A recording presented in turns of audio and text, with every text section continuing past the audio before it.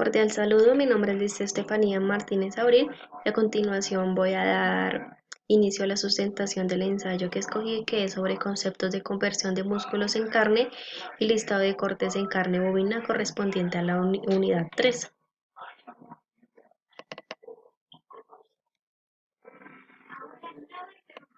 Entonces, la conversión de músculos en carne bovina, pues es un proceso que requiere, valga la redundancia, varios procesos químicos y está formado por tejido muscular, conectivo y adiposo. En este proceso, las células no reciben ni se empiezan a no recibir ni nutrientes ni oxígeno, lo que impide el funcionamiento y empiezan a generar como una especie de supervivencia. Esto está catalogado en tres fases. La primera es la muerte celular. En la muerte celular está muy relacionada con la evolución de lo tierna que puede ser la carne. Y también con el pH, debido a que las caspasas, que son enzimas, se relacionan mucho con la pérdida de miofibrillas que se presentan cuando el animal está post-mortem, en el estado que acabamos de mencionar. Y también más adelante se presentan enzimas como catepsinas y calpaínas. Estas son enzimas que ayudan a destruir las proteínas de los músculos. Bueno, en el rigor mortis es un proceso en el que es irreversible, ya que el animal se encuentra desangrándose y se necesita mucha cantidad de energía. Cuando la energía empieza a escasear, se genera ácido láctico, por consiguiente el pH empieza a disminuir y, y pues se generan em, también disminución de la glucosa. Esta etapa puede durar de 10 a 24 horas.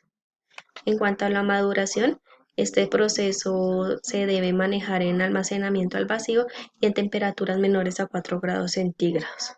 Esto ayudará a que la carne esté mejor aroma, más suave y con mejor sabor. Aquí podemos ver cómo le toman el pH a la carne con un pHímetro. Pero la caída del pH, este es un proceso en el que la carne normalmente debe estar en un pH de 7 y después empieza a decaer entre 5.3 y 5.6. Esto siempre y cuando tenga una reserva buena de glucógeno y, y ahí pues ya empieza a degradarse el ácido láctico. Aquí podemos ver un tejido muscular con sus partes. Aquí vemos un tejido conectivo microscópicamente y aquí vemos un tejido adiposo con sus partes. En este podemos evidenciar el tejido conectivo y en este pues este todo es el tejido muscular. El tejido adiposo estaría pues alrededor de todo el músculo. En cuanto a la muerte celular, entonces, al mencionar anteriormente que es por falta de oxígeno, pues existen dos, la apoptosis, perdón, y la necrosis. Ahí cabe mencionar que pues estos procesos son irreversibles, generan cambios bioquímicos y estructurales. Entonces, la apoptosis es el proceso de muerte celular en el cual ya las células están programadas para morir, o sea, como en los niños, en los animales, cuando nacen y las células ya empiezan a caer. Esas células que mueren es normal. Por otro lado, la necrosis es la muerte que se genera cuando la sangre en algún tejido no fluye o cuando algo en el cuerpo puede estar mal, que sería el caso de, del sacrificio en los animales. Bueno, el listado de cortes en carnes en bovinos se puede clasificar en 5 categorías.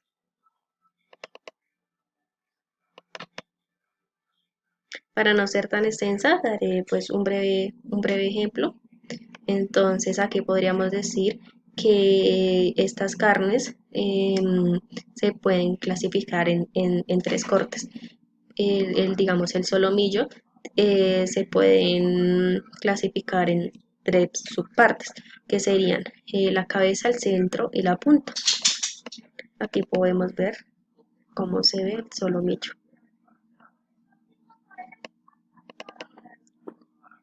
En cuanto a la primera A, entonces pueden ser carnes jugosas, pero también pueden ser carnes un poco más duras. Cabe mencionar que también depende mucho del animal, si es joven, si es viejo, aunque la carne tendrá ciertas características. Aquí podemos ver la babilla.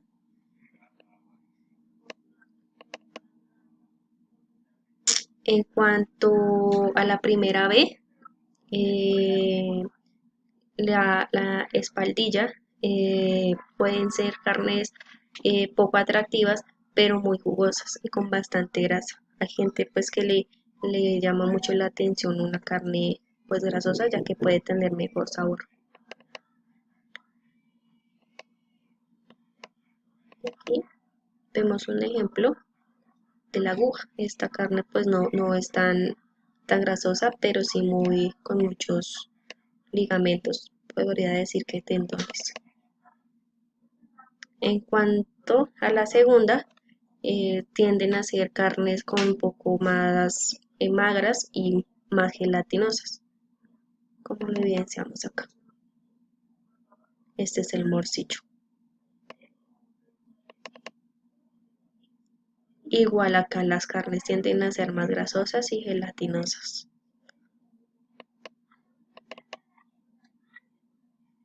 como el pecho.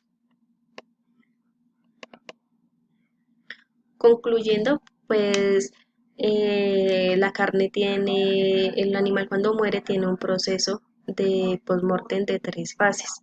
Es muy importante tenerlos en cuenta porque esto nos ayudará a tener un olor agradable, una mejor carne, una carne más blanda y pues una carne hasta más saludable.